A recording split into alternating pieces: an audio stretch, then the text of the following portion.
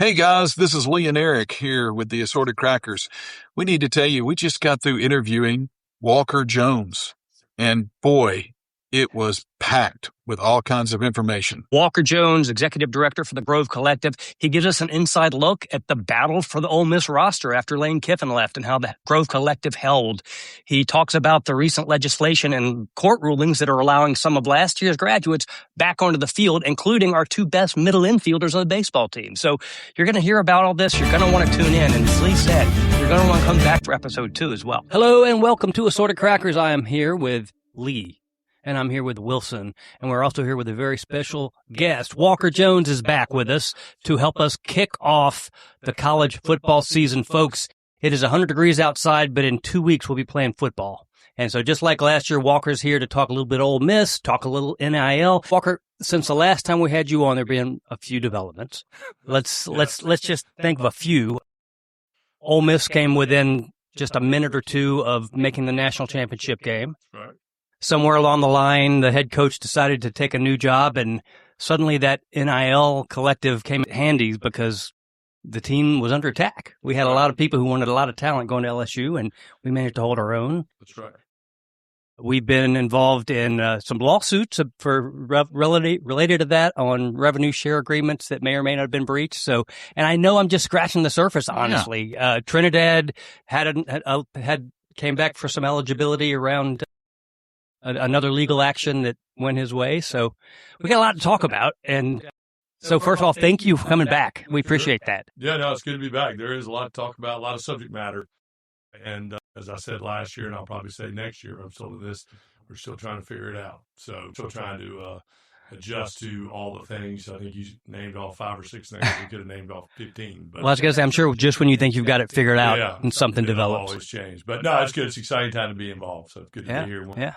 We'll chop it up a little bit, for sure. But before we get too far into this, you had something pretty exciting come up with, you have somebody that joined the team this year from your house. Well, yes, it was exciting. I have a third generation football player, my dad, and then obviously myself.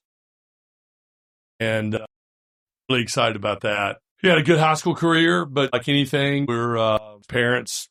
Just because I'm in sports doesn't mean I'm any different of a parent. I'm just like any parent wants your kids to just pick their path and enjoy it and give it everything they have. And I think it came down for him. He could have gone to some other places, some smaller schools, but if football ever got taken away from him, he knew he'd be happy at Ole Miss. And my daughter's down there, and they're 13 months apart. So, goodness. But it's good. It's interesting. He got time to pick his number, and he had a couple different options. And he did not wear my number in high school, and really didn't wear it since he was probably 4th or 5th grade, but 29 was available, and he called me and was like, do you mind if I wear your old number? And I was like, of course I don't mind, but you got to do it.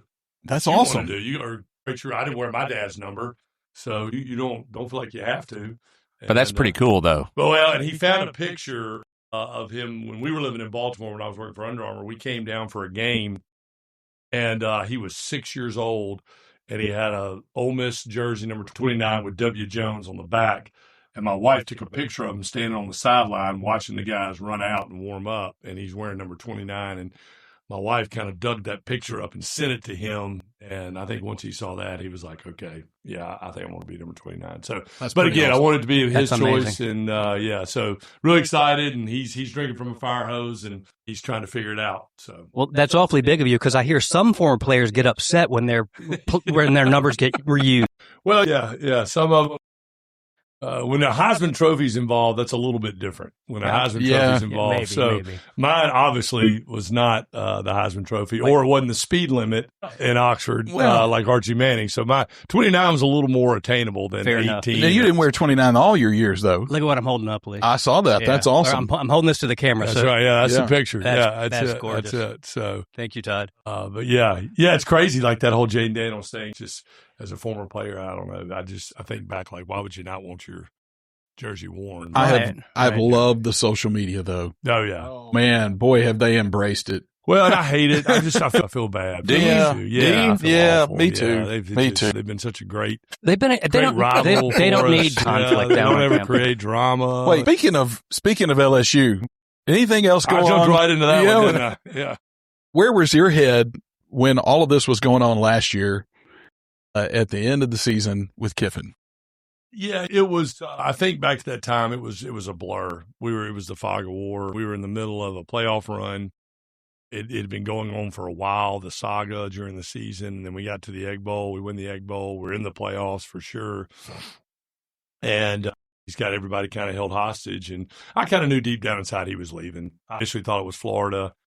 But LSU's been really quiet. I remember telling our AD, like, LSU scares me. Like that, there's not a lot of, because there wasn't a lot of chatter coming out of LSU. And then all of a sudden it just kind of escalated. And that's right. Florida was in the Florida was the the job he had to deny. That was the one he wanted until LSU came open. And then, knowing what a powerhouse program LSU is, we knew they were going to be a factor. So it wasn't so much, again, it wasn't that he left. I think it was just the manner in which it went down. 100%. And I think 100%. we got 6 years out of Lane. I've put back the resentment, the hate. Shame on me to thinking it was going to end any way other than a train wreck. That's the way all his deals in Tennessee, you name it. So again, it was, we kind of probably knew deep down inside it was not going to be a healthy breakup, and he was probably going to leave. We got 6 years out of him. We became a relevant program. That was 3 years. It was 3 years longer than others. Yeah, and we were relevant, and we were winning, and he created a persona and a brand and all the stuff that went on. So again, I'll always be forever grateful for the relevancy he brought our program. And to me personally, I wouldn't be doing what I'm doing if it wasn't for the first phone call I think we talked about last time I was here. That's right. He was truly the first one that said, "Hey, you need to do this," and trusted me with having access to him and his program. And so personally, I always appreciate that. Yeah, do I regret and have a lot of disappointment on how it went down and what he did? I think the biggest thing for me was if Ole Miss is as special to you in Oxford as you said it was, which I believe there was some truth to that, then why are you literally going to try to burn it to the ground within minutes of it not being about you anymore? And I think that was the problem we had in the weeks and months after that is fending off all the stuff that we were getting from Baton Rouge and through him with our players and our program, and literally the fact that they were literally trying to burn it to the ground, which I guess that's what you do if you're the LSU head coach. You try to destroy your opponent, your rival. So I guess that's probably the way. Again, shame on me to thinking it was going to be anything other than what it was. But we battled, and we were able to hold on to the majority of our roster, and our players, our athletic director and our chancellor did a great job hiring Pete. He was the logical hire. He was the locker room hire. That's what the players wanted. We knew we had a chance to retain a ton of talent and be a top 10 team coming into this year, which we are. So it was all about the players at that time and giving them the best chance to almost win the national championship, which we were a minute away from playing for it, and then rebuilding it. And so a lot of sleepless nights. As a matter of fact, I spent several nights sleeping at the Manning Center, and we worked 24/7 to keep our roster and to keep the program going. And what people don't realize, too, is half the staff was going to LSU. Right. So we literally had to have 2 different text threads, 2 different staff meetings. We had to ask coaches to leave the room. We had to no hall room conversations, nothing written down, nothing written on the grease boards in the office, because half the staff was literally, we were going to be competing against. It's like espionage spy games. Well, and we actually had the FBI come through and walk the building for bugs and for everything. Because, really? Yeah, we knew kind of what was in Baton Rouge, and we knew how they were. We operated. So literally, I remember getting on my knees and looking underneath the desk, like checking for is there some sort of bug in my office? Somebody was like, "What are you doing?" I'm like, "You just trust me. You don't know this guy like I do." Yeah. So, welcome to the new world of college football. Just how it operates. I neglected introduction, by the way, for those who didn't listen to the last episode or don't know. Walker Jones is executive director of the Grove Collective, which is our big NIL fund at Ole Miss. And when we were on last time, we talked about, and you were humble about this, but what an amazing job the collective has done. And you didn't take personal credit, but you absolutely should, because we are operating as a university at a very different level, right? That's and we talked about the talent, the level of talent we're able to vie for and attract, and the type of roster we're able to build. That became under fire when Lane Kiffin left. That's right. And again, the collective and the collective work. It's not just the money; it's the people and the leadership. It held quite well.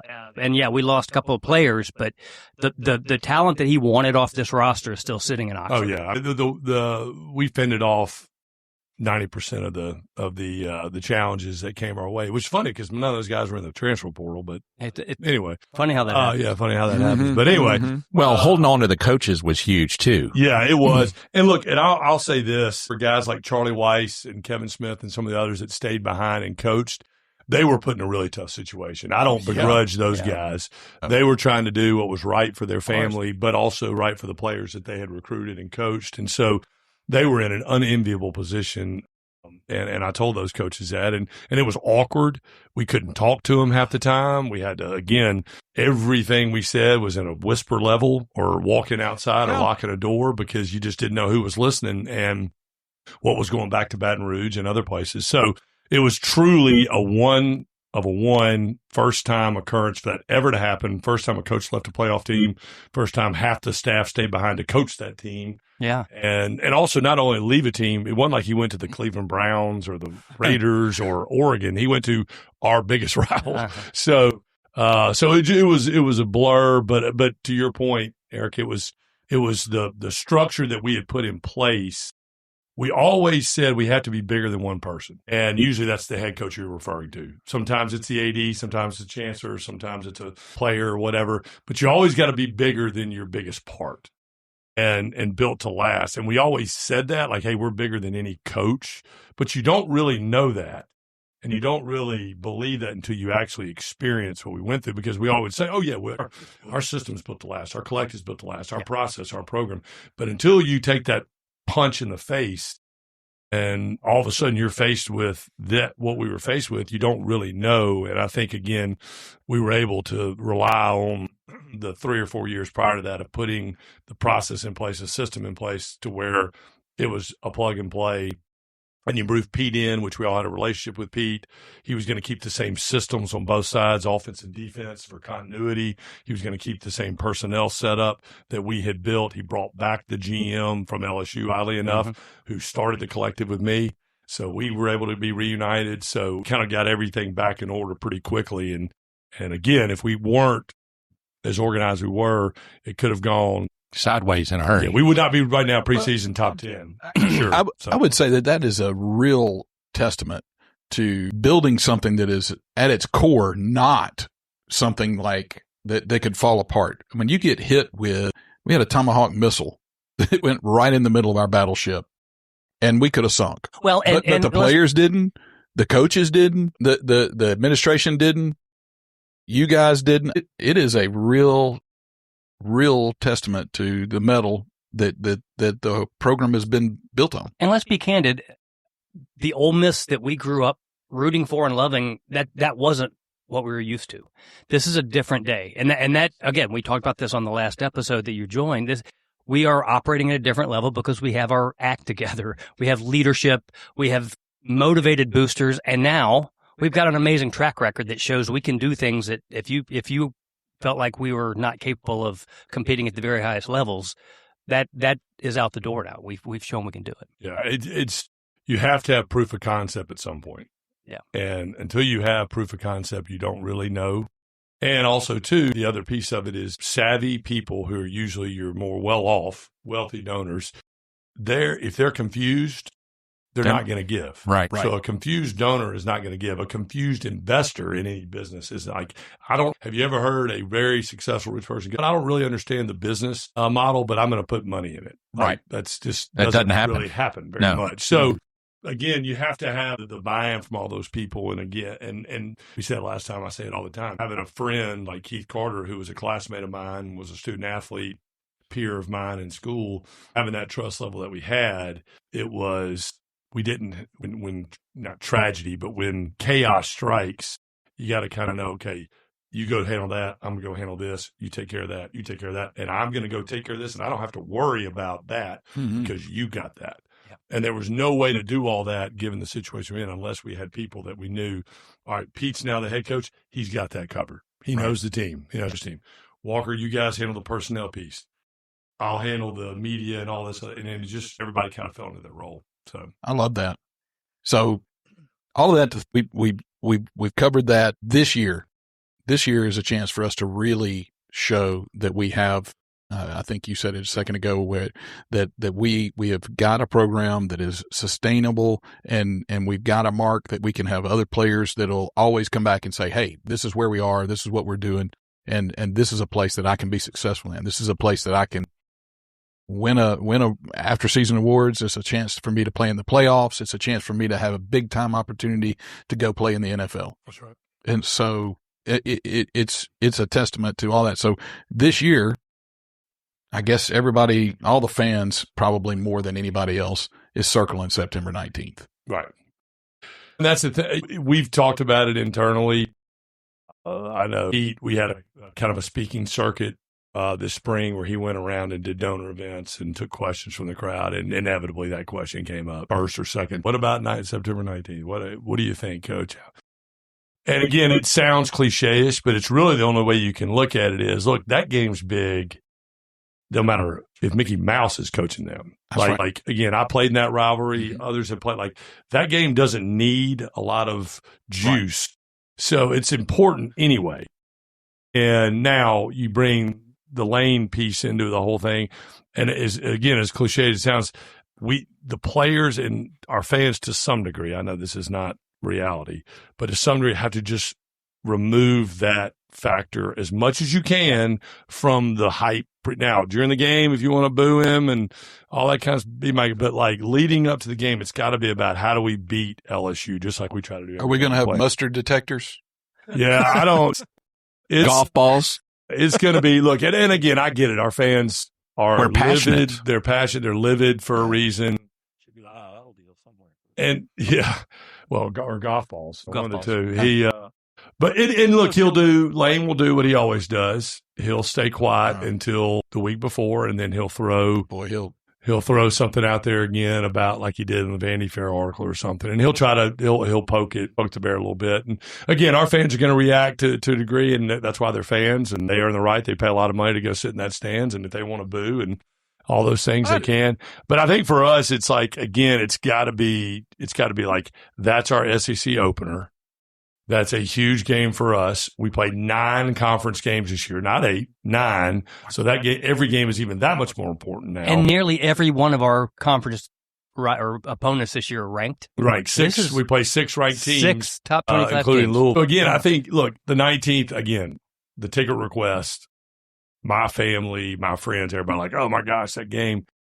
And I don't know how it'll be that week.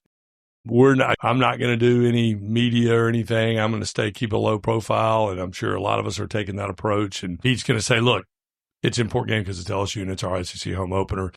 Are there other things out there? Are there other emotions? Absolutely there are. But we don't need any extra motivation to try to beat LSU. That's right. No, I love that. Those players, like, you've got to really, and again, as hard as it may be, it's like you have to compartmentalize these things. What's the most important thing? Trying to get revenge over one person who actually brought you to Ole Miss and brought you to the SEC, or just say, I hate he left, but now he's the arch rival's head coach. So I'm going to try to kick his butt for that reason alone. Look, these guys they're playing for something else anyway. They're playing for the tape. They're playing so that they can get a chance to go to the NFL. The players and the coaches have all of that mindset. The fans. My plea is to the fans, come on, guys, let's do the right thing. Well, and we need to keep in mind, too, that according to one of the sources, we have the 5th hardest schedule in the country. Uh-huh. Yeah, and so it's not just that game. Yeah. After that game, we still have to play Texas, Oklahoma. We go to Florida the next week. So Swamp, man. It's like, everybody's easy. like, man, that's September 19th game. I go, what about the 26th when we play in the Swamp at night? Right. Like, you think that's going to be a cakewalk? Right. No. So, like, we're not getting an 11 o'clock game? Yeah, no, of course not. So, but to your point, that's what you have to look at. And you said it 100%. It's a bigger deal to the fans than it is the players. 100%. And especially now, and again, I say this isn't a slight to our players. This isn't a slight to anything. It's the reality. They weren't like me where 90% of my teammates I played with 2, 3, 4 years. Right. And they were there because you couldn't really transfer. Right. Yeah. And so your freshman class, you were with all the way for 4 years. The class underneath you were with for 3 years. The class underneath you for 2 years. So you knew everybody. And those players all developed an affinity and a deep love for Oxford and Ole Miss because they were there for 3 or 4 years. That's right. Right. So, like, Good point. again, Luke Farrelly or Blake Purchase or Horatio Fields or whoever maybe that we brought in this year that are great players, Jonte Cook, they've been in Oxford less than a year. Right. So like to them, they're gonna get off that bus going, we got to beat LSU today. Yeah. That's So the like, chore. there's 30. I just want to score a touchdown, Coach. Yeah, there's 30 to 40% of your team that didn't play for Lane or weren't recruited by Lane that are going to play real minutes. And to those people, they're just kind of like, hey, look, I like Ole Miss. It's fun. Oxford's a neat place. But they don't have like the emotional ties that we all had. So again, to the point, and that's in this sense, that's a good thing. Absolutely. I agree with that. Absolutely. That's a good way to look at it, That's for right. sure. All right. We've beat that one to death. What?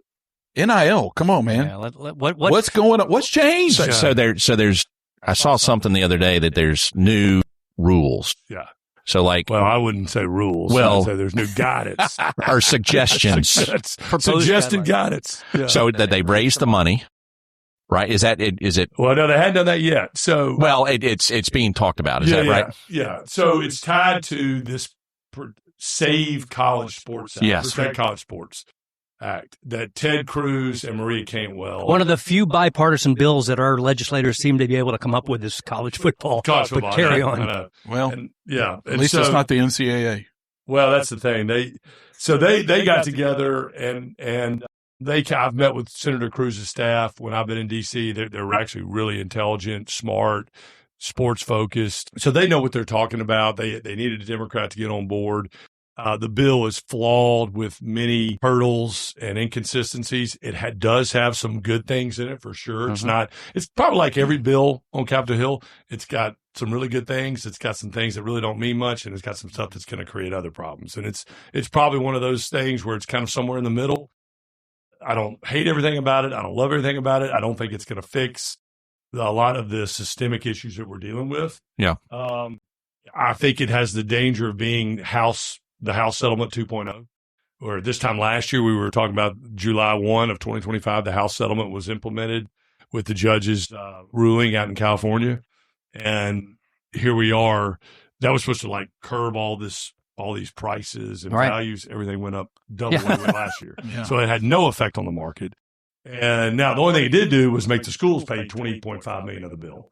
But the problem was 90% of the Power Four were already spending more than the rev share cap, which is 20.5. Wow. So you look at 70 of your top schools, probably 50 to 55 were spending at or more than the cap. But I think I saw Barstool the other day, which is probably a very reputable accurate. place, very accurate always. Sure. But how many $1 billion in NIL money was given? Is 140 billion or something like that? I can't remember. Staggering. It's a staggering number. And again, it was like, this is not going to fix it. Well, then we come out, here we are a year later. It didn't fix it. And it actually created more chaos. It did get the schools to kick in, which was great. But in any free market, profitable model or business model, the talent never goes back in compensation.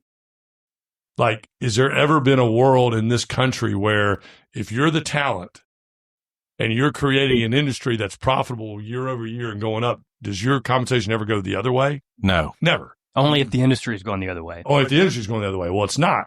So It's definitely not. to try to say, well, we're going to cap compensation, even though compensation had already exceeded the cap, was foolish to begin with and immediately flawed. And so I worry that the bill now that is bipartisan and it'll probably get a vote. It passed committees. Yeah, I don't think it'll pass ultimately because I don't think the Democrats are going to give Trump a win this close to the midterms.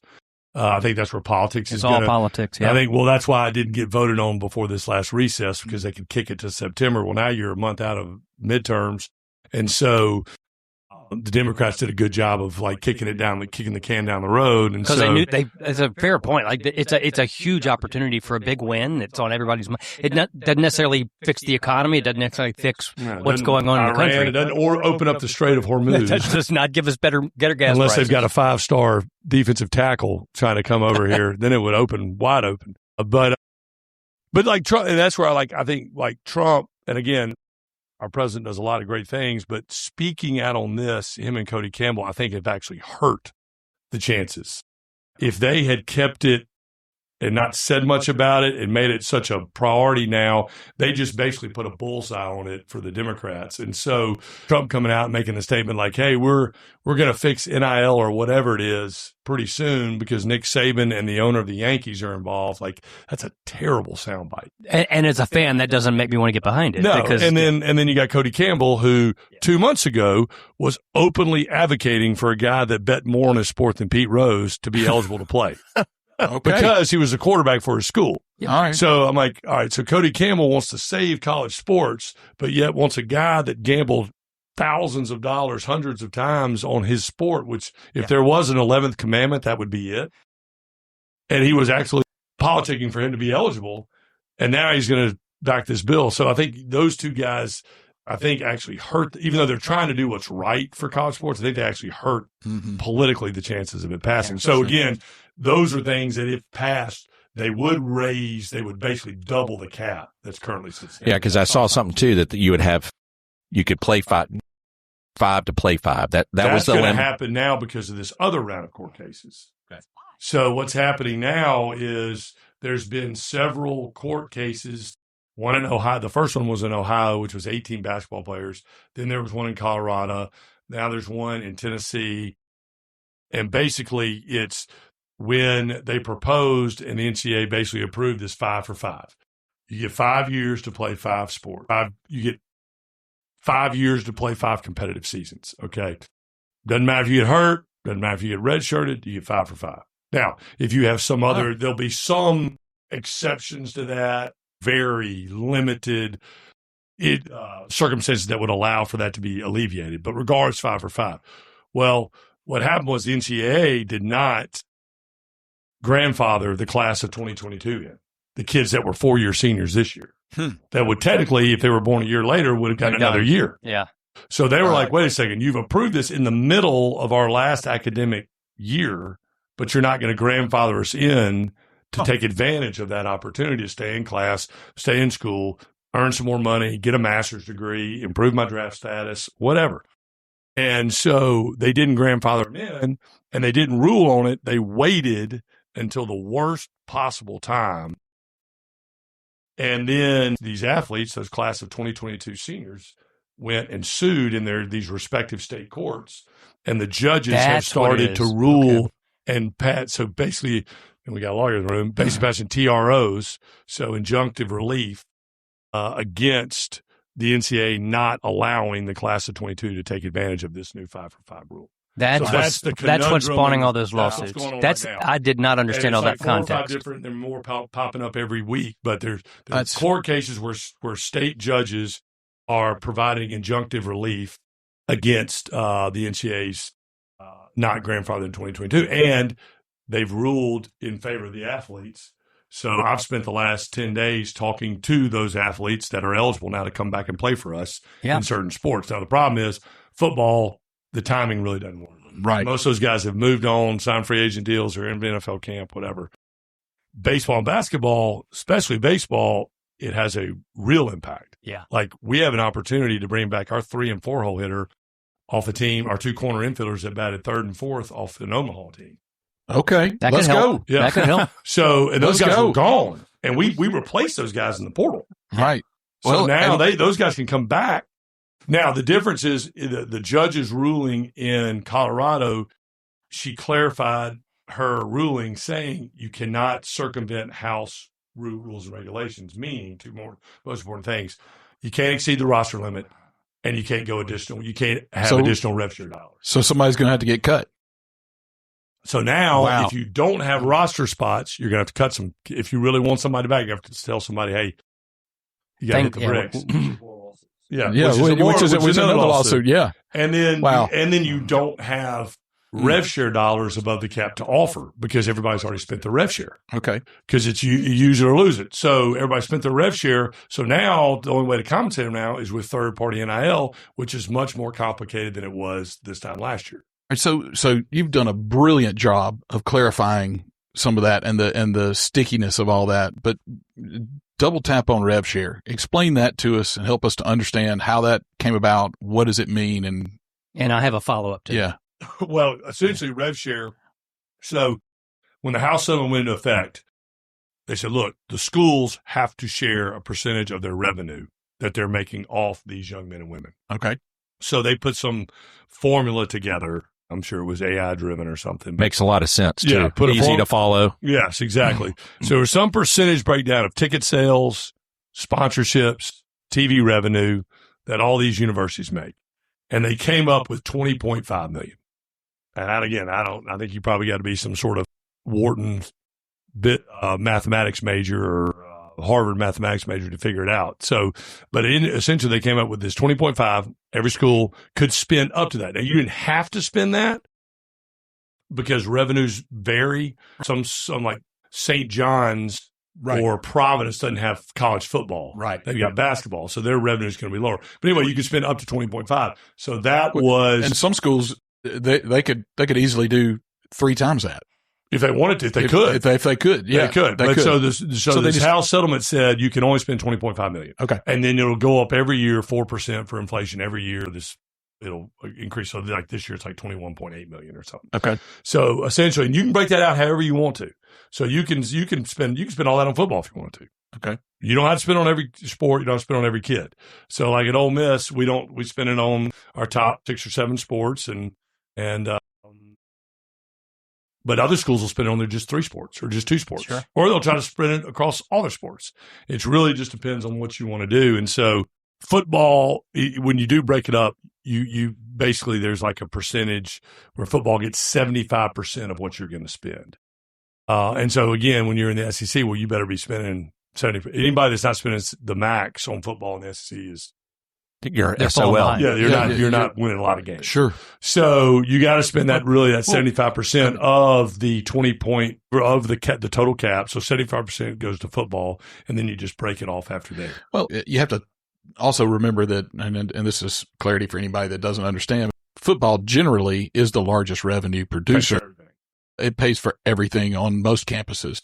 Yeah, you really only have most schools in the SEC have a minimum of 2 sports that are revenue producing. The ones that are doing it well have 3. Very few maybe has 4. Okay. Tennessee maybe with men's and women's basketball, baseball, and football. Yeah. Florida with maybe baseball, softball, football, and basketball. Okay. So you really revenue producing really kind of runs out at about 4 sports. There's probably somebody out there that has a 5th sport, but really 4 sports. And average SEC program university has about 20 total varsity sports on campus. So that's a small percentage of your total athlete population. Right. Is revenue generating. Football drives everything. So they get the majority of share, and then you just kind of staircase off there. But essentially, pretty much everybody at SEC was already spending more than the 75% of the $20.5 million. So Of course, that's where we all got upside down. So then that's where collectives were really important, like the work that we do, not only helping manage the rev share, because it's all one big number for an athlete. Right. So when you're talking to an athlete, they don't really like, is this rev share? Like, your deal is your deal. Total number. The big show me the money. Yeah. And they want to know what is the total number. Now, again, then the agents get involved. Well, how much is this? Because there's different stipulations. Rev share, you really don't have to perform any duties for the money. NIL, you're technically supposed to. So they're like, well, we'd rather have more rev share because we really don't have to do anything for that. Which if I were them, I'd say the same thing. Yeah, show up and play. But really, they just want to know what's the total big number. net? Yeah. And so we work with managing, the rev share piece and the NIL piece. And so, but what happened was the majority of your athletes, 70% of your athletes aren't getting any rev share. Right.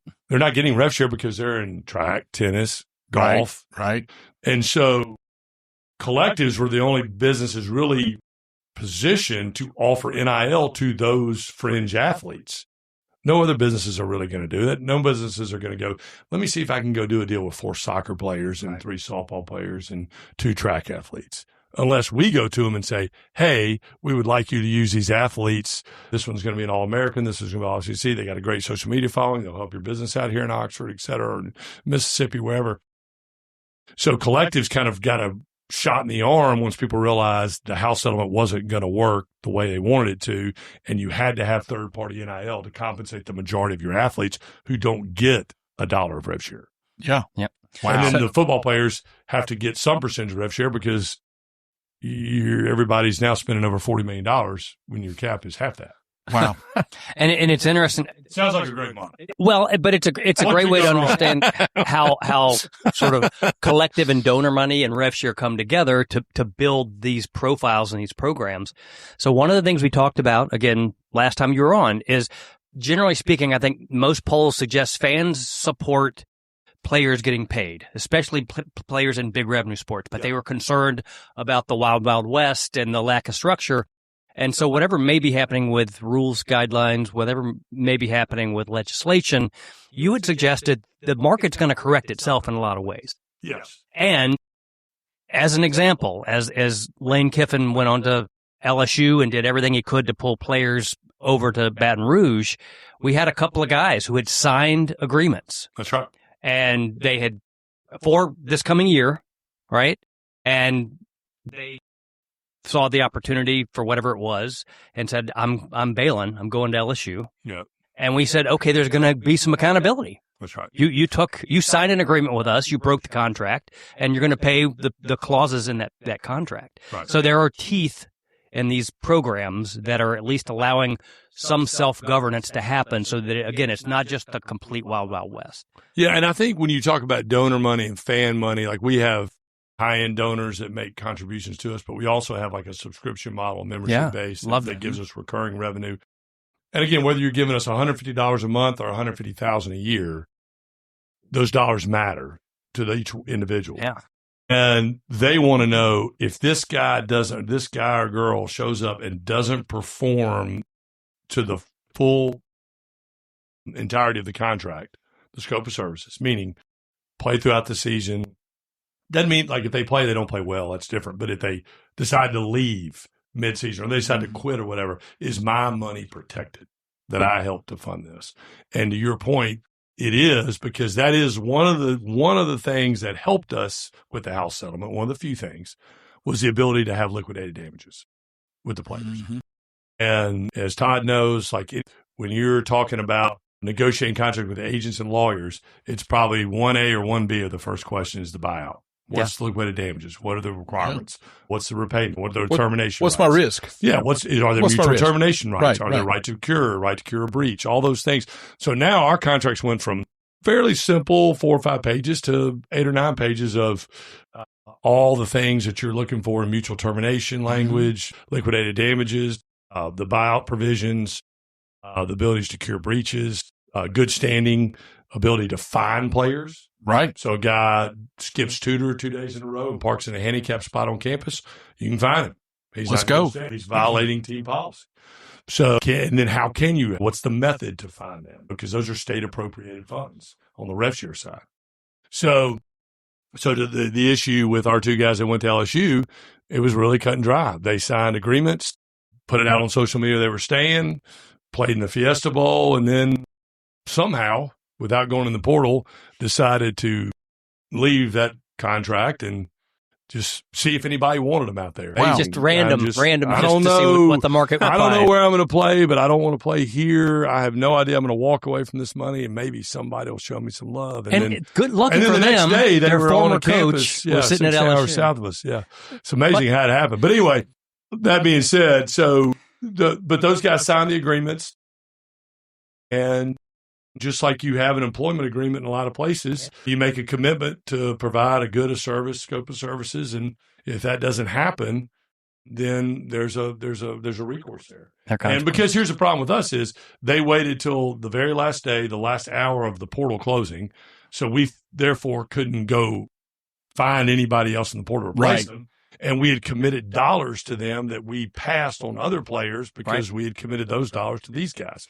So we were harmed. We had harm. Sure. For them breaching their contract. And that's all we're trying to recover is. So their responsibility. Yeah. So look, you want to go play at LSU? That's fine. Go play at LSU. We don't want you here if you don't want to play here. That's fine. I don't begrudge those guys for going down there. But if you're going to do that, just pay the fee. So I'll live up to it. If you're a sales guy, you're out here doing your job, you negotiate, hey, I've got this restricted stock. I'm going to go to my next place. I'm going to try to go to the next place and try to perform there. Then what happens?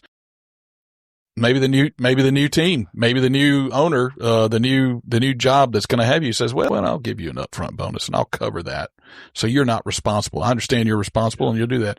So would LSU do something like that? Well, what's funny is what has been reported. I'm not saying that it hadn't been reported, and there's certain things I can't talk about around it, but this has been reported is that LSU, when the university originally sent the demand letter, LSU said, well, this isn't us. Right. We're not saying they owe it. That's your contract, buddy. You got to go talk to the players. Yeah. So I'm sure those players are going, wait a minute. Yeah. That's not what y'all told me. Wait a minute. Y'all are telling me this is on me, but I'm pretty sure we talked about that. And doing this for 4 years, I guarantee you, knowing those two players and knowing their agents, their agents 100% had a clear understanding of if this buyout is pursued, you guys got it, right? And I guarantee you I know what the answer was. So, yeah, buddy, come on. Fine. Yeah. Oh, they won't do that. Well, Yeah, LSU. they do. We got it. I think, and again, I don't have any ill will with those players leaving. They want to go leave and they can play somewhere else. They exercise their right in the transfer portal. Be my guest. But just fulfill your end of what you signed up for, because we committed to you. So you need to do what's right on your end. And I think it'll end up getting settled, I'm sure. But sure, happy here. I don't want you here. That right there did wonders for our fan engagement and our donor engagement, because our fans are like, thank you. You're actually enforcing these. You're enforcing these things, and now I feel much better writing those checks, knowing that you guys aren't going to let my money go into a black hole. So it was like, hey, you want to play that game? I think we're going to win on that PR. Stick up for yourself. Well, and it makes LSU look bad.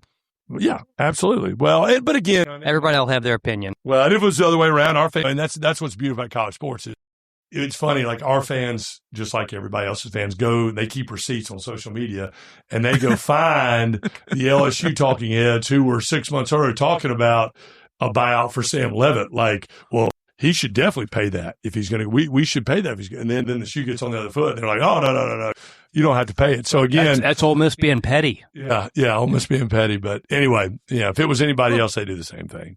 So Walker, we're sitting here on.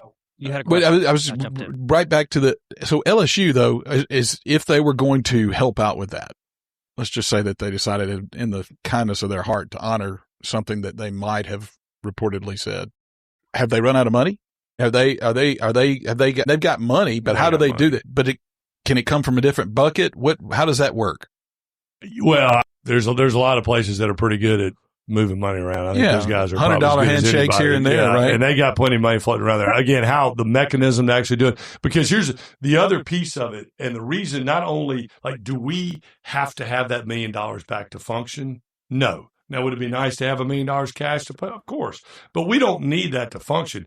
The biggest thing for us is you have to take that $1 million hit on your cap. Yep. Yes. So when you constructed that roster, you have to factor in buyout money into your cap. That's where I was going. That's what I'm saying. So everybody's like, what do you, and all the fans are like, you guys really need that $1 million that bad to pay the bill? Obviously, almost as broke, they wouldn't care about the money. It's like, no. Now, first of all, anybody in the right mind ain't going to turn down $1 million cash for anything. All right. But second of all, it wasn't about us getting the money back so we could operate. It was you have to take the penalty on your salary cap. So you're at 19.5. Yeah. So $1 million, no, on your football salary cap. Oh, so your football salary cap, there's $1 million you got to now find. And so that means you probably got to go have some tough conversations in the locker room with other that players. Going, hey, I know we told you were going to get this, and we're going to have to pull some of that back. I got some deferred comp coming your way. Yeah, exactly. So that was the big thing, because I know if that happened to us, if we had $1 million, it would create havoc. Just on how do we reclaim it? Where do we take it? Because they've got it tracked down to the penny to get the most players, the most talent they can get onto that camp. That's right. To be continued. Guys, we had so much information, we had to cut this into 2 episodes. Stay tuned to next week for more information with Walker Jones.